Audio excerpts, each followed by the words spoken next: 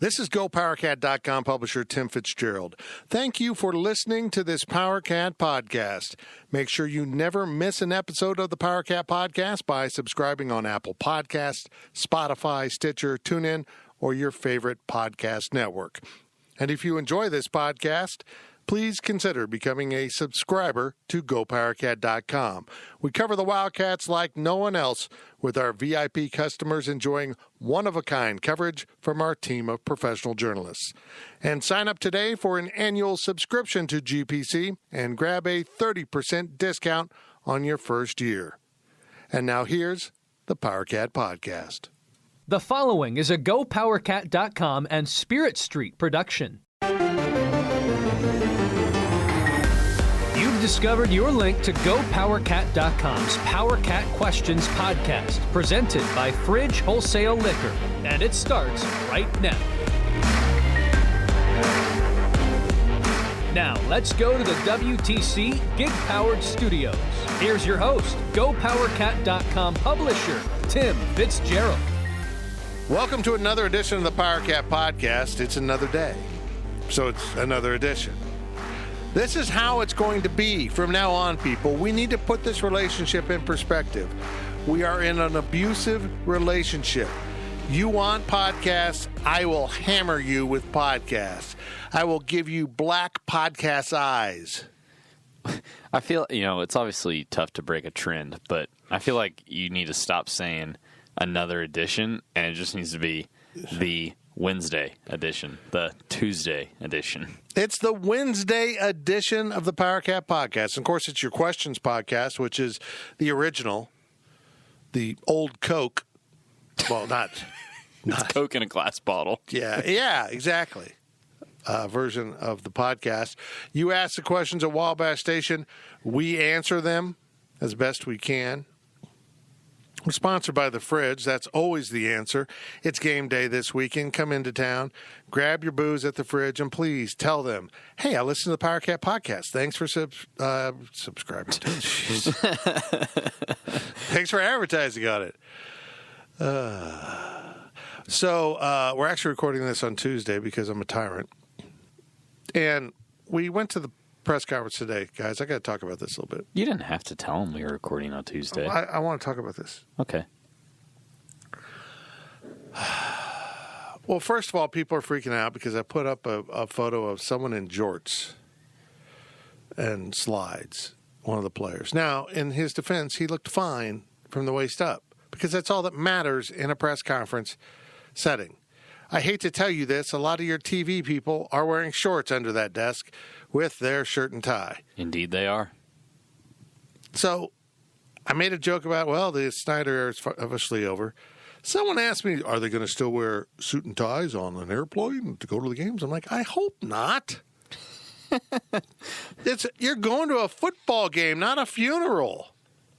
Yeah. I mean, it was nice. I understand the purpose of it, but you can look professional and presentable on an airplane without being in a suit and tie, which is incredibly uncomfortable, particularly if you're a 300-pound man.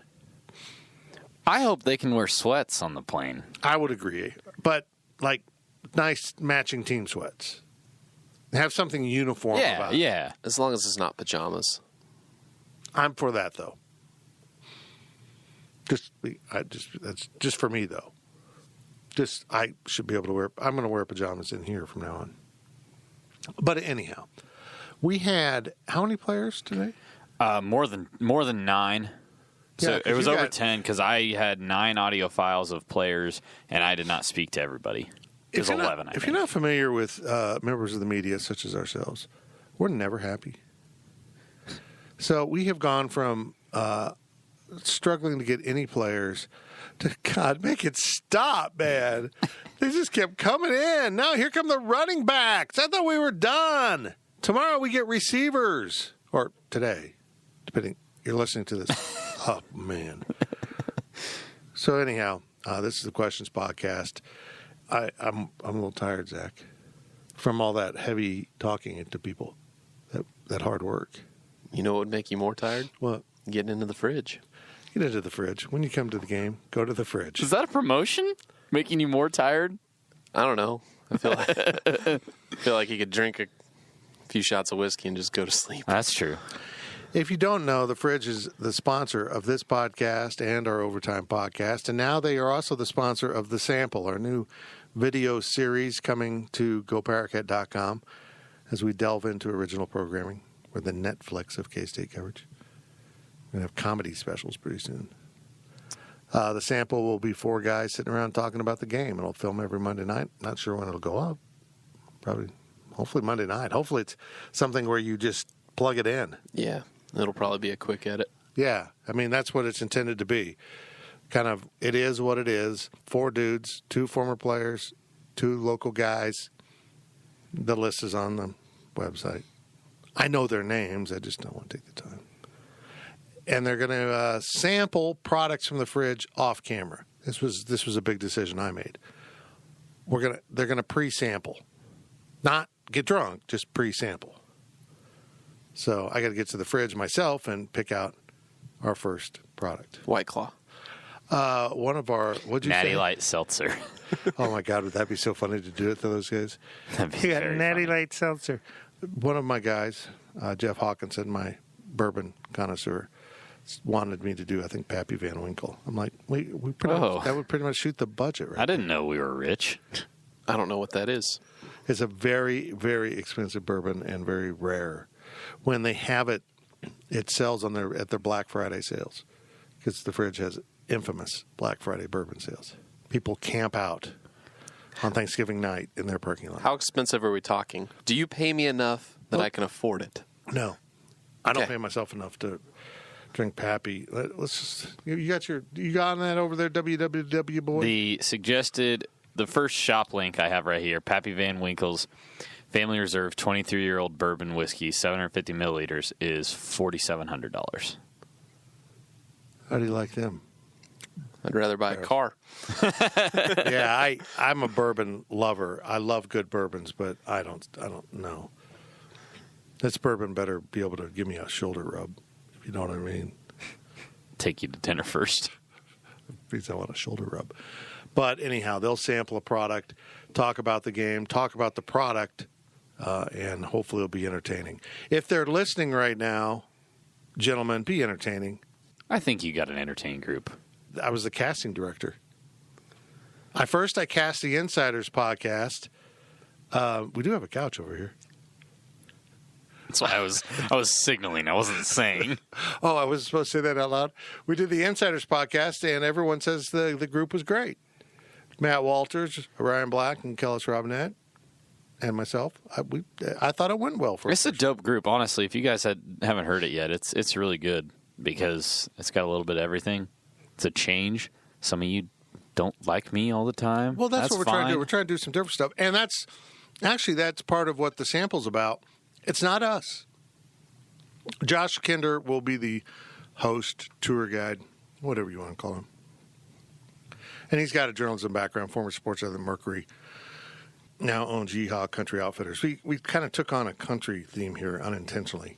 He's worked part-time for us, very part-time last year, writing stories, and now this. But none of these guys actually are working for us this year. They're all doing this on their own time because it's fun. And honestly, when we put up the, quote, lower thirds, you'll say, Yeehaw Country Outfitters, Jeff Hawkinson, co-owner, Dirty Dog Saloon. I'm so ready for questions. But first we got to talk about Tanner's. It's good. Hey, if you're coming to town early, go to the fridge, get your alcohol, come to Aggieville, eat at Tanner's or the High-Low, which is our second half sponsor. Go down there and give them some business. We gotta get into Tanner's We sometime haven't this been week. down there enough. It's like we work all day. Let's do the questions. First question of the first half from Purple Powerhouse. Now that we've got a depth chart, what struck you as the biggest surprise? Well, we talked about a few things in our group text last night when it came out, as we were all anxiously awaiting, knowing that there would be something coming out and just had to wait on it. The Sebastian Taylor thing is interesting. Not having him even on the second part of the two deep. He's just not there. And it's not that he's not there. It's that he's not there behind Phillip Brooks and Landry Weber. And nothing against those guys, but at Sebastian Taylor's frame, you'd like to see him on there. I personally just think it's one of those things where they've seen a lot out of Sebastian, but they haven't seen enough. They want to push him to do more, and he must be the type of guy that when he's pushed, when they're kind of dogging on him, he kicks it up another notch. It has to be. There's some messages sent on that depth chart, in my opinion. That's one of them. And part of that function there is they released a depth chart with 2 receivers, fullback, and tight end. And sometimes they'll be in 3 receiver sets. So that would put them on the depth chart probably if they had done a 3 receiver depth chart. Coach Snyder would do 12 positions, which is fair. Yeah. Just fair. He'd do 12 on defense. Sometimes he'd do 3 linebackers and a nickel because they're different formations. But he would be on that. And then Joshua Youngblood would be in there too. So that's one of the surprises. Reggie Walker being an or with Kyle Ball is the one that stood out to a lot of people. And it was kind of weird because Coach was asked about that on Tuesday and didn't really get much of an answer. It sounds like he just really likes Kyle Ball. It doesn't sound negative against Reggie. But I also don't think that Coach Kleiman is the type of guy that would throw out a negative comment at Reggie. So I still don't know what to think about that. I think it's just they got 3 good defensive ends, and they're going to rotate them through. It really could be that. Other than that, Evan Curl, Josh Rivas? Yeah, that's where I was going with that. And maybe that's just because we had been led to believe Noah Johnson would be one of the starters. And I think at the time that we heard peeps about that, I do think that was a possibility. I think that's where it was at the time. Remember, that was early in fall camp when we put that out. I mean, so, it may have been, quote-unquote, wrong, if you want to say that. But they're going to play 6 to 8 guys on the offensive line. That depth chart wasn't a projection of future starters. It was a projection of what the depth chart was at that moment. And that's what we felt it was at that time. Crazy. I don't really know what to think of it. I was shocked that Evan Curl was the guy. If he was going to be in there, I figured it was going to be an or, as in he was the second guy, and it would have either been Josh Rivas or Evan Curl, or it would have been Noah Johnson or Evan Curl. I didn't think it'd be Evan Curl or that, in that order. But he must be really impressing, and I'm interested to talk to Coach Riley about it on Wednesday and see, hey, what's up with that? From Adam K63, does the staff seem to put more emphasis on building depth than in years past? Well, I don't know that they didn't put emphasis on that in the past. Coach Snyder always talked about a 2 deep. I think, though, they're putting the emphasis on doing it on the recruiting trail. I think that's the difference. Coach Snyder and his staff would go to camp and say, we got to build up depth, which means I got to teach this guy how to run 3 seconds faster. Yeah. It got to be a little silly. They just kind of ran out of incredible walk-ons they could turn into something special. You couldn't just turn an average walk-on into, a starting player. You had to take someone who truly was going to blossom, and you could see it. I think they want more depth. They know they have to have more depth. They know that's got to come on the recruiting trail, and thus they're going to press some freshmen into duty, at least in part-time duty, to try to, create that depth. That is the biggest problem they face on this roster, is a lack of depth. You hit it right on the head there. I think it's more the recruiting aspect than anything. From I Like Pickles Cat, is the offensive line better or worse this year than last? I'm trying not to get caught up in the hype. I feel myself looking at Connor Riley as a coach. I feel myself looking at these guys in this new system and being like, man, I want them to be better. I think they're going to be better. But at the same time, you lost in second-round NFL draft pick. You lost a guy in Abdul that had, while he might not have had the talent at times or better than people, he had the experience.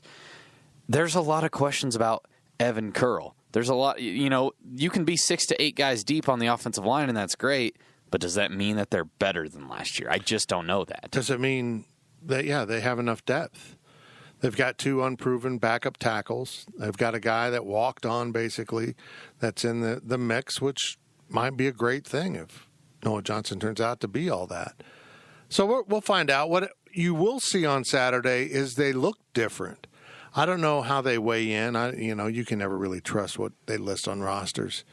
For example, on our Go PowerCat roster, Riley is 6'3", 210 pounds of muscle. 8-pack. And that's not accurate at all. He's only 6'1" and 195. God, what I would give. So you can't really trust roster numbers. I'll say this. We had Evan Curl and Adam Holter both come in, and they look different. They look more fit. They don't look like they're carrying as much weight, but that may not necessarily be true. They may be carrying more muscle mass. I thought Evan Curl especially. Evan Curl, when he walked in, I did not recognize him. Granted, we haven't seen him. I've never seen Evan Curl.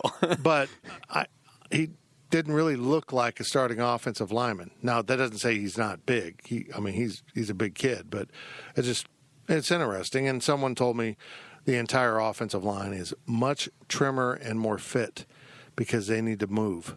It strikes me as, because we knew that he was going to move that way, right? The quicker offensive linemen, maybe not as big and bulky, but they're going to be strong and they're going to be quick and right. speedy. It strikes me that they're going to be at that quicker than maybe we thought. I think we kind of thought, all right, they might need a year to get into that, transition some new guys in, but it's starting to look like they might be able to do that this season. Yeah, but Tyler Mitchell's still huge. Not fat. He's just a huge human being. Buck snort. From K-Ned, says, great interview with Skyler, and based on how analytical he is with things, and he clearly wants to really prove himself after last year, do you think this could be a boom or bust year without much middle ground? That's fair. That's fair because I think we all have raised expectations for him, that we expect more of him. He sounds like he's more comfortable. He sounds like he likes his system better. It's clearly his job. He doesn't have this ridiculous shared number one thing going on. So we all expect something more from him. So if we don't get that, or if we get, same old thing that, when Skyler had bad games, like in the bowl game a couple of years ago against UCLA. Was it UCLA? Yeah. When he looked awful for a while.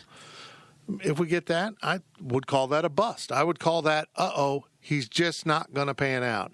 Now, I don't expect that. And maybe I don't expect a boon for him that he's going to be all Big 12. But I think his upside will be more up. This sounds like I'm taking a shot at him, and please don't interpret it that way.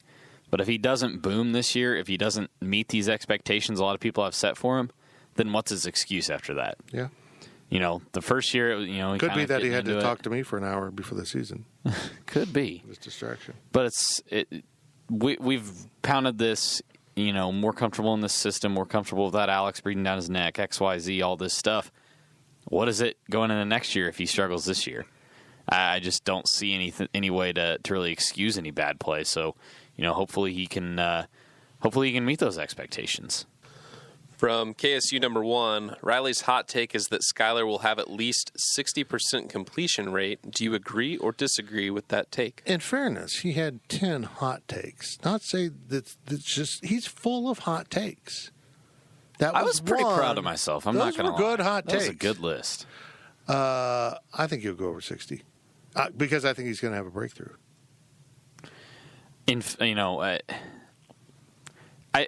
Charlie Brewer, I don't think is, and Brock Purdy, I don't think are like miles ahead of Skyler. I think they're better, or they've proven more so far. Well put. They've done more on the field so far, but I don't think that they're miles ahead of Skylar Thompson. And those two were both over 60. One of them was significantly over 60. I can't remember which one of the two, but they were at like 68 or 69%. The other one was 61%. So, he's going to go through some struggles, maybe getting his weapons early to. But let's hold on here. It's not going to be running the same offense. Exactly. He's going to have a lot of short passes, more controlled passing game. They'll take their shots, but I think he's going to be put in a position with this offense to be more successful throwing the ball. Completion percentages just straight up are deceptive. What are you trying to complete? If you're constantly throwing the ball 20 yards down the field, you're probably not going to complete 60% unless you're Pat Mahomes. I mean, let's be honest. So if Skyler's checking down to the running backs and a tight end on regular basis and making good decisions there, he might cruise past 60%. I hope. Maybe I was giving myself that type of a cushion. I like it. From Adam K63, is it weird not to have a question on who the starting quarterback is for Saturday? If you want my honest opinion, no. The last time that we were contemplating who is going to start on Saturday was Daniel Sams and Jake Waters. You can argue a little bit last year, but we all knew. Yeah, we kind of knew who was going to start each game. I remember, like, because I was in high school, and I remember following along with, like, press conference coverages on Twitter and seeing the Daniel Sams, Jake Waters decision. I think it was like a week before the first game.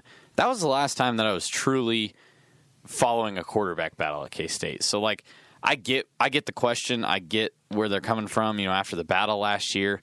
And the fact that it's more resounding this year. It's not even like, well, a lot of guys are competing. It's Skyler's job. So I understand the question, but it's not weird to me. Not at all. No, I'm comfortable with this. We had Jesse Ertz. We knew Jesse was a starter for 3 years. So, yeah. I think it might be weird for people because you've seen different quarterbacks each of the last however many years. Injury, whatever. Like when Jesse Ertz got injured on the second play of the year, and then he had Joe Huebner, it might seem like that was a battle, but it wasn't a battle. That's a good point. Jesse had that job for 3 years. That's a good point. He hardly played. So quarterback uncertainty, I think it's pretty certain that Skyler's the guy, provided nothing happens. And let's put this into context. Now that we know Alex Delton has earned the starting job at TCU, at least for the season opener, Kansas State had 2 quarterbacks last year capable of starting at the Big 12 level. It wasn't a case of if you've got 2, you've got none. They had 2. They just screwed it up. They just mismanaged that. That was the worst job of talent personnel management I've ever seen from Bill Snyder. But they had 2 guys capable of starting. So there you go. It was a quarterback controversy, a battle, but it should have been solved. Someone should have been the guy and told he was the guy. From Purple Powerhouse, are you surprised that we don't have anyone separating for the backup quarterback spot? No. I think it is separated. I've said this on another podcast. I think it's situational. It's one guy for one situation and the other guy for another situation. If they need to manage a game, let's say it's a close game and they're ahead, I think Nick Oss comes in. Manage the game, don't screw up. Let's say they're down 2 touchdowns in the early third quarter. Maybe you put in John Holcomb and see if you can make big plays, get you back in the game. If you're way ahead at the end of the game and you want to just play someone, it's probably Holcomb. Let's get him more experience. That's fair. My conspiracy, or I don't know if you call it conspiracy theory, but Elvis is alive? No. Okay. That no. was a good one, though. My thought about this whole situation is they wanted it to be Holcomb from the start. Sure. And he has not impressed them enough to earn that job. How much practice have we seen? 30 minutes at most? About an hour. I think we got 20 minutes or so 2 times. About an hour. 20 minutes, so 40 minutes. 20 to 30 minutes. Right. Okay. 40 to 50. So, and in that time we saw John Holcomb. We paid attention to him a little bit, right? Right. Did he ever look good? He didn't look great. No. I didn't look at him and go, wow, that throw was a lot better than Nick Ost. Well, yeah, it was usually, wow, that throw was at his feet again. Yeah. Wow, that was a bad throw. So I think that he's not impressed him. And so I think in their heads, Nick Ost is number 2. But they don't want to come out and say that because, and maybe I'm reading into it too much, the fan base would blow up if they came out and said, yeah, Nick's our number 2 guy. Because then it'd be, this new staff can't find a way to get the 6'4" athlete onto the field. I can think of a way. Yeah, put him at tight end. Yeah.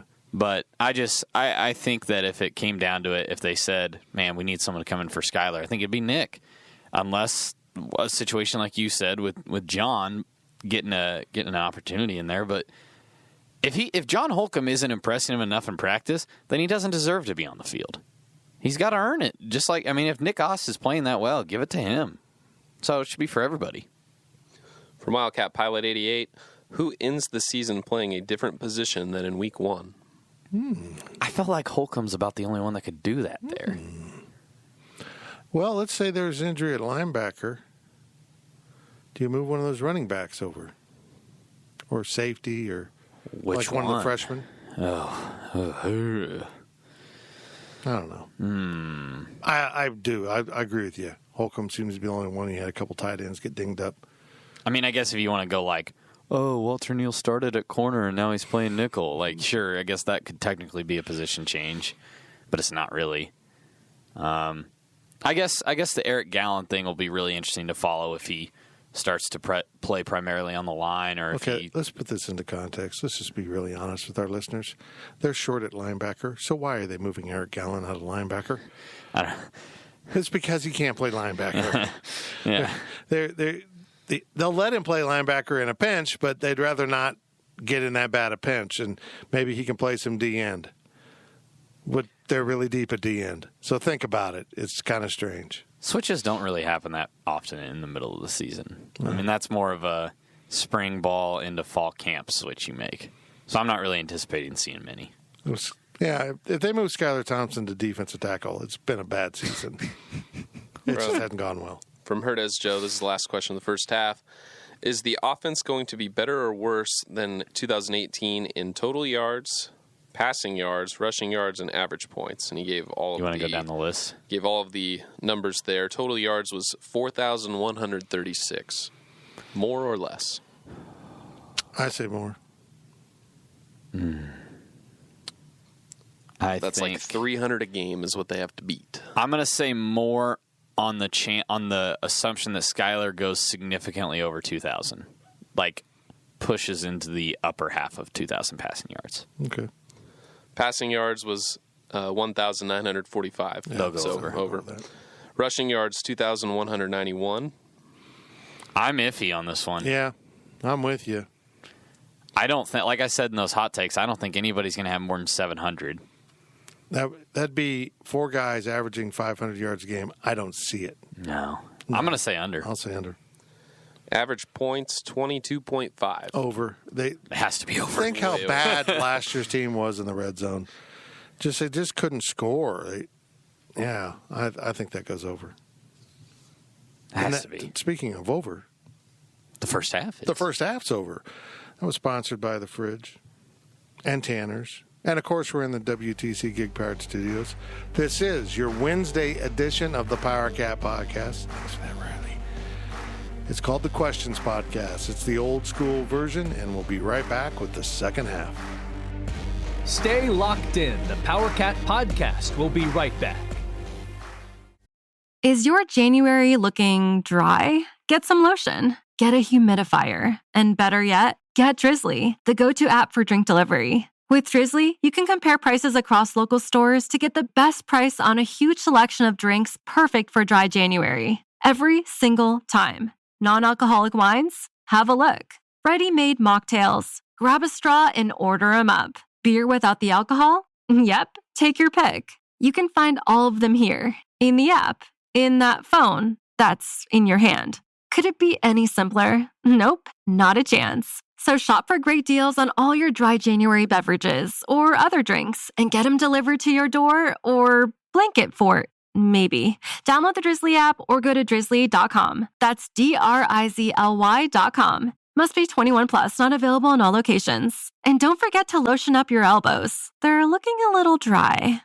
The NFL regular season is wrapping up, but there's still time to get in on the action with FanDuel, America's #1 sportsbook. Right now, new customers get $150 in bonus bets guaranteed when you place a $5 bet. That's $150 in bonus bets, win or lose. The app is so easy to use, and there are so many different ways to bet, like live same-game parlays. Find bets in the new Explore tab. Make a parlay in the Parlay Hub, the best way to find popular parlays, and more. So visit FanDuel.com/247 and make your first bet a layup. FanDuel, official partner of the NFL.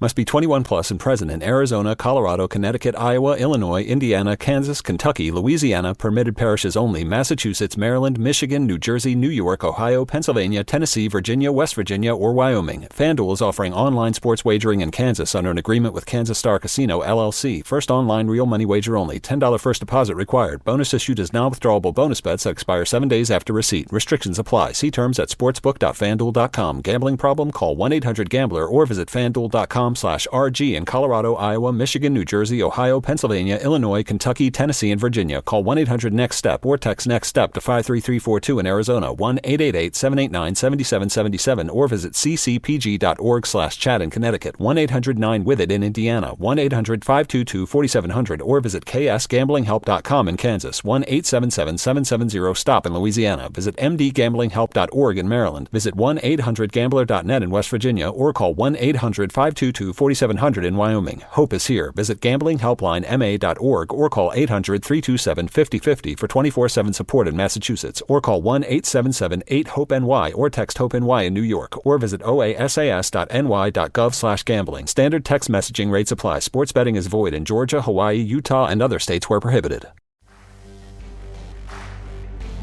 We now send it back to Fitz in the WTC gig-powered studios. Welcome back to the Power of Cat podcast, the Wednesday edition. It's the Questions podcast. It's the original. It's the one that you grew to love. I think. I don't know. Anyhow, it's the original one. I fear like the insiders, the sources, all these other podcasts come in and being like, these are way better than what you guys have been doing. And I'll be like, well, you know what? It's because of Ryan Black. He's going to get credit for all that, huh? Oh, Ryan Black. He brought that sexy Southern accent to the insiders, and now... Sorry, no, he was just the first person of the insiders that came to my mind when I thought about the table. What was on my mind, Ryan? Yeah. What was on my mind? So if you don't know, you need to go subscribe to our podcast. If you're an Apple person, Apple Podcast. You're into something else, I just made a big decision to switch my services. You can do Spotify. I can't remember what service I'm using. I believe it's Stitcher. I believe I need to get clarity on this. Got a message this afternoon. I believe we're coming to Pandora as well. So wow. If you're still into Pandora, how did I miss that? Is it in the Slack? Yeah, it was like after we left the press conference, got here. A lot of moving parts, but I believe we're coming to Pandora soon as well. So if you still do Pandora, we'll be there. Don't forget. We're not there yet, though, so just give us a second. Go subscribe, and if you like us, go give us 5 stars. We might be there by the time you're listening to this. I don't know. Bradley's getting very confused by his own topic right now, but subscribe to the podcast. And here's why. If you're a member of our site, you have already come to realize there's so much stuff on our site now. What are we averaging, like 10 items a day, content items? Has to be in that area, yeah. And we have, if you're looking on a monitor, like a full screen, we have 5 slots at the top. There's 5 pictures. If you're on your phone, there's 3. We've published 8 items today. Fritz just sent me another one, so it'll be 9. There'll be more. Yeah. And Zach still got some video, right? Yeah. So things are moving incredibly fast to Go Power Cat. It's why you should subscribe. There's that much information. And a lot of it's free. If you're not a subscriber, come on over and enjoy that. That's fine. But our VIP stuff's really good. Anyhow, if you get the podcast through a service, it's just going to show up. Riley listens on his iPhone. It just comes right in there with his Apple Podcast. He hits play, and he can listen to my voice anytime he wants. And really, that's important to him. It's also important that we get into the fridge this weekend. Folks, you got to focus here. It's game week. You got to be on your A game. It's going to be beautiful weather, beautiful tailgating. Go get some beautiful beverages at the fridge. It's that simple. You don't get confused by other liquor stores. It might be coming in on your way from wherever you're coming, but the Fridge is near the stadium. Go there. They have lots of people working. They take it very seriously. They know their products. Just go in there and say, hey, I want some seltzer drink that I can drink in the parking lot and not enjoy myself. If somebody likes I got seltzers, lost in that. I couldn't. I'm sorry, Kevin. I couldn't sell it. I couldn't sell the seltzer products. I'm not going to say I disliked seltzers. I tried a White Claw. It was just very unique to me. I don't get it. I don't know how to describe it. What's happened? What's happened? We've gone through sour beers and now we're into seltzers. It's the millennials. I just want. You're so right. I just want traditional things like beer and pizza. Do you know where we can get that? Beer and pizza. Not Tanner's. Don't they have like a flatbread pizza? Oh, they do. They have little pizzas. They're actually pretty good. Okay. But I'm talking about the high-low. Going to see Seth and the gang. If you stick around after the game, which you should, because it's fun, go down to the high-low. Say, hello. Let's move on. Questions from Wabash Station. From K-Ned, with all the buy-in and belief from the players and clearly wanting to start this era right, is Nichols a boom or bust game? I mean, if you lose, it's bust. Well, I know this Not for a total fact. bust. This head coach will not take them lightly. Not that Bill Snyder ever did, or did he? If you weren't really taking them lightly, wouldn't you put in more plays and attempt to score more points? Something to think about. So, this is a good football team. This is better than South Dakota was last year. South Dakota was a very average FCS team, and this is a top 15 team, at least at the start of the year. They'll be athletic. They're going to be good. They have an experienced quarterback. This is a good test. This team beats Bowling Green, the second opponent of the season, I believe. Yeah, I would agree. Easily. With that. I don't want to say bust. Like, look, if they lost this game by somehow, does that mean the Chris Kleiman era is going to be a failure? No. Look but at it's Matt a Rule. very, very bad start. Look at Matt Rule at Baylor. That first season was an epic disaster, and now they're pretty good. It's a process. Just come out and throttle them if you can. That's all I'm asking. And if you're a fan, just come out and enjoy the day. It's going to be gorgeous. It's going to be 68 degrees. Yeah, bring a sweater. You might need a jacket. Just a little jacket. But yeah, they're kind of reinventing everything about the game day experience because the head coach isn't pulling every string. So now they can kind of do what they want to do, which we saw what happened with social media, and that worked out really well. From Wildcat Wabash, when Kleiman first got here, it was widely talked about how they'd be building out a recruiting department, and yet we're about to start the season and there's nothing in place. Why aren't we further along? Who's that? Wildcat Wabash? Yep. I don't know the answer to this, but here is my guess. They're paying Bill Snyder a lot of money.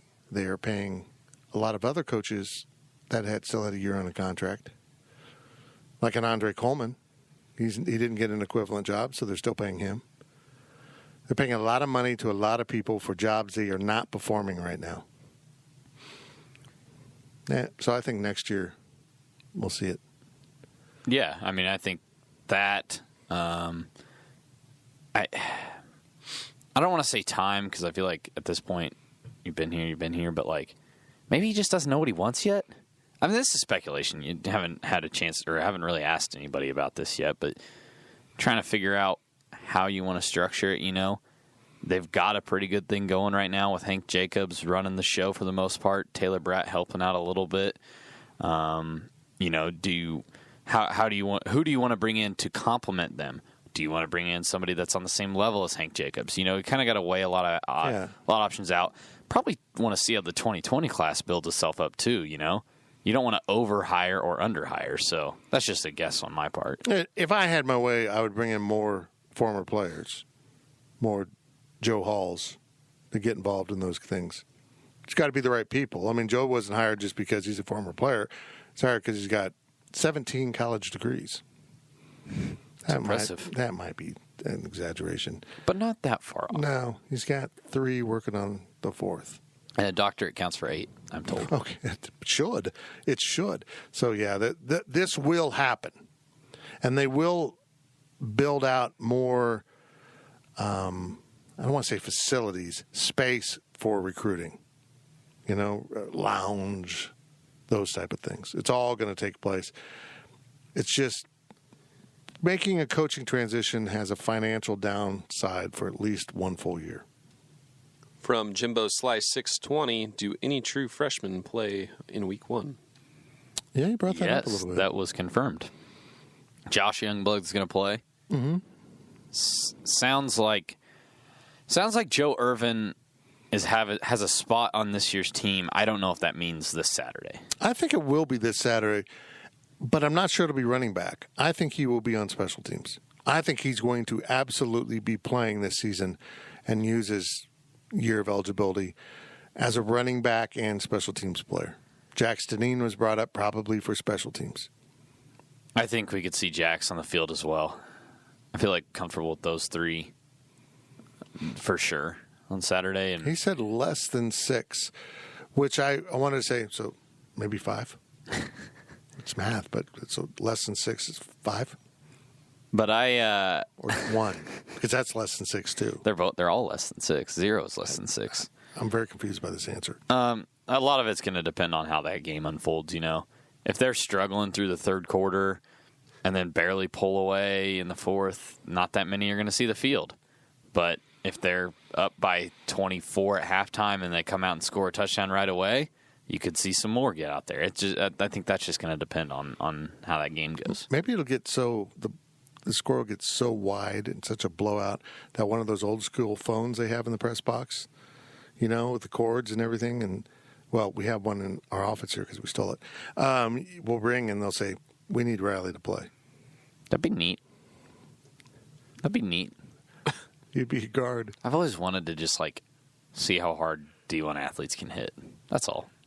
Oh, we can. I don't want to. We can work that out. You can take it. Coach Hall, anyone who's listening to this podcast. No, not Joe Hall. I will not take a hit. We would like to arrange Riley to get hit by a Division I football player. Can we work on this? I'd take a hit from Wyatt Huber before I took one from Joe Hall. Oh, my God. All right. From Wildcat Pilot 88, are the freshmen that do play in Game 1 most likely to burn their red shirts and play the whole season? I think Youngblood will. I think Deneen will. I don't know about her. If they're going to burn Deneen's red shirt, that's got to mean they're looking for him to play fullback. Yeah. It's got to mean it. Yeah. With Adam Harder out, I mean, maybe that's true. He's not on that depth chart. You've got Nick Lenners and Mason Barta there. Nick Lenners can play both positions. He cannot play both positions at the same time. That seems like science. This is a fact. I don't know much, but I do know that. I think those two will burn their red shirts. Everybody else after that for me is just guessing. I feel comfortable saying those two will, but I truly don't. I hope Joe Irvin doesn't. There's no reason for him to burn a red shirt. Yeah, there is. And if he's incredibly impressive on special teams, maybe? Well, you got to get him time at running back because you lose your top 2 guys. Is it worth burning a red shirt to get him some reps, though? Yeah, I think so. You don't think he can pick it up in 4 games? No. He'll burn their red shirt, I bet. I'll be surprised if he does that. And then they'll plan an injury later in his career. Of course. Yeah. From I Like Pickles Cat, any word on who handles the return duties? Well, the depth chart says what the depth chart says. Phillip Brooks. Which is what we've kind of expected for quite some time. He's slippery. I don't really have much of an opinion on this matter because it was the issue coming into here is the fact that nobody really has that much experience. Phillip Brooks to a very small extent. But nobody... So, I don't have an option out here that I can be like, oh, he should be returning. I mean, I had a Snyder flashback at the press conference when Coach Kleiman said the reason Phillip Brooks is back there because he has good hands, which, is important. You can't be fumbling the ball. But Coach Snyder would put people back there at times that, if an offensive lineman had good hands, he'd put him back there. It's like nothing's going to happen here. Super important for punt return. Yeah, oh yeah.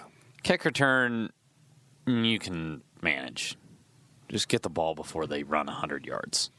Not 100. Not 100 yards. It's like 60. You are a liar. That's all I'm saying. From Purple Powerhouse, is it fair to say that special teams isn't getting nearly the focus with this staff that it did before? No, not fair. It's Now, look, there is a very large misconception out there, and it's fostered even among very loyal, longtime K-State fans. And let me put this very clear to you.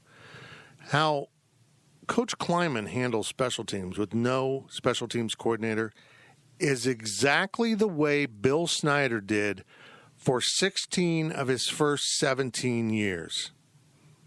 There was a special teams coordinator year one. Then he said, nope, we're going to just divvy it up. We're going to have coaches all over the place. The only time he really added a special teams coach is when John Curry said, hey, if Sean's going to coach, he needs to be a coach, which is technically the NCAA rules. So he named him not, then he gave him a coordinator title, special teams coordinator. And even then, he really wasn't the coordinator, so to speak. Other people coached the return game for most of the time until last year. So what's going on at K-State was exactly what Bill Snyder did through David Allen, Kevin Lockett, Mitch Running, who else? Andre Coleman. Go on and on. No dedicated special teams coordinator. The coaches divvy it up. This isn't a radical idea. The NFL has special teams coordinators because they have a huge staff. Now, granted, now you have 10 coaches instead of 9, so maybe it's a little more common. But if I'm the coach, I want 5 on offense, 5 on defense, and you guys are in charge of this, you guys are in charge of that, and divvied up. Not the only place you really need an expertise, so to speak, is at kickers, punters.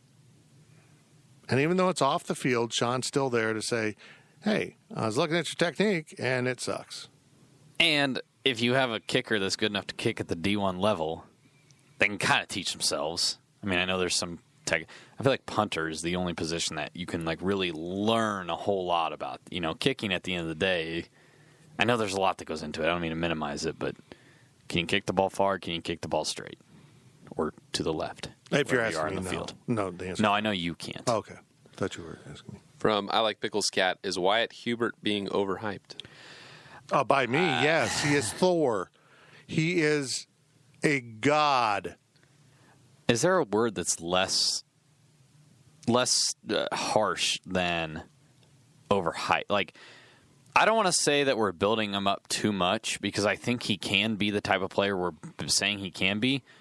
But we're also setting a very high bar very early without seeing him on the field with these improvements, Just because you're big, just because you're stronger and faster doesn't necessarily mean you're going to be a great player on the field. Except he was a good player when he wasn't. Yeah, I know. And so I'm trying to toe the line between he's done all the necessary things to become better. He's worked on, he's worked on his frame, he's worked on his game, all that kind of stuff. And, hey, let's give him a chance to prove it first. I'm trying to find that happy balance right now. He'll make a mascot cry. I don't think that's true. He will make a mascot cry. He will pound the stone. With a pickaxe? Yeah, no. From Atlanta Wildcat 785, who will we see take the most snaps? Do you have a cold there? What? My nose got stuffed up. Can't speak. Who will we see take the most snaps at nickel this year? There are plenty of options and a chance to rotate some guys. I'm guessing Jerron McPherson. It has, unless Jerron struggles and Jonathan Alexander. I think that's the physical presence they want at that spot. I do too. Can he cover? Can he get a full grasp of what they're wanting to do on defense and get caught up to the speed of D1 or at this level? Can he do that? Look, they basically, it's a different job, but they basically treat their nickel as the strong side Sam linebacker. You're over the tight end, and I mean the nickel's in the linebacker room. They're not in the corner safety area. They're in with the linebackers. So that tells me Jerron McPherson or Walter Neal or Jonathan Durham Those guys aren't the ideal side. Jonathan Alexander. Ooh. We're going to see I think we'll see Jonathan Alexander play on Saturday. And hopefully it's in the K-State game.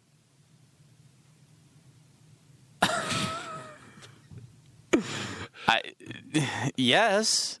Oh, sorry. Yeah. Okay.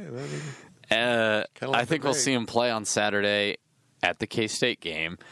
And I wouldn't be shocked if by the third or fourth game of the year, we're seeing him get a few more significant snaps. We're seeing him take some more time on the field. And if he's impressing, overtakes the job.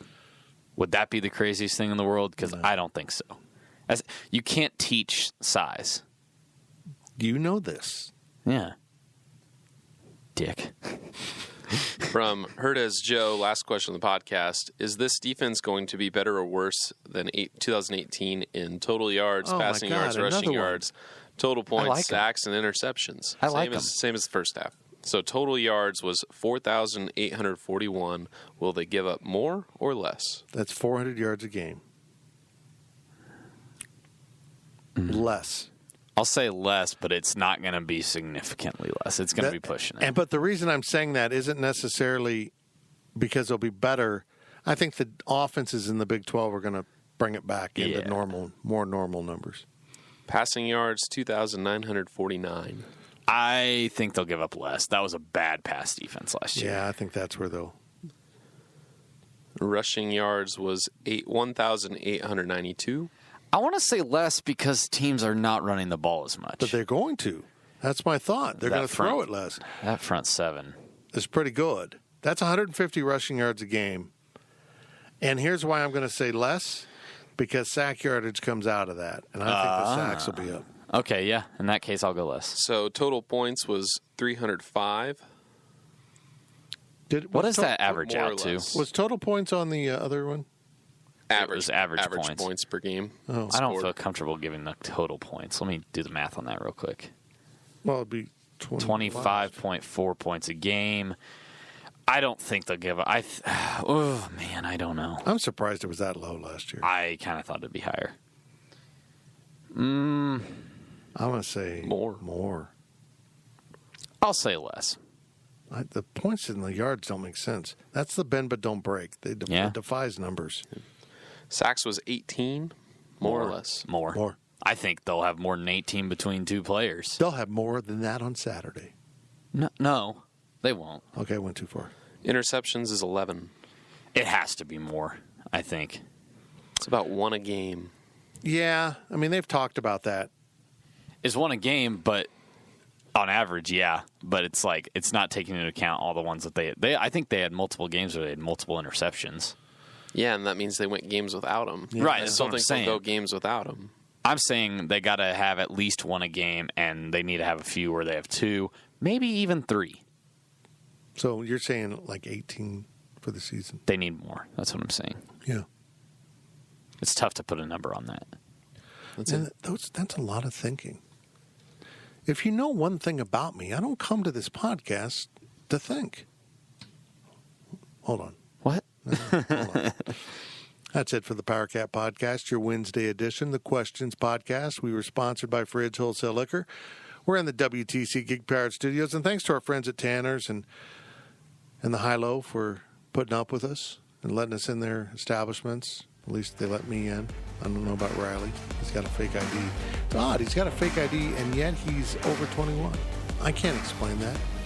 Stay tuned on Thursday for our first pregame podcast of the season. And then on Friday, the overtime drops. And on Saturday night, late after the game, Brian Hanley joins me as our new analyst. He'll also be on the pregame podcast, but as our post-game analyst. And we will break down what we just saw with the Cats and Nicholls State. Make sure you subscribe to the podcast, give us 5 stars, and we'll talk to you tomorrow. You've been listening to the Power Cat Questions Podcast, presented by Fridge Wholesale Liquor.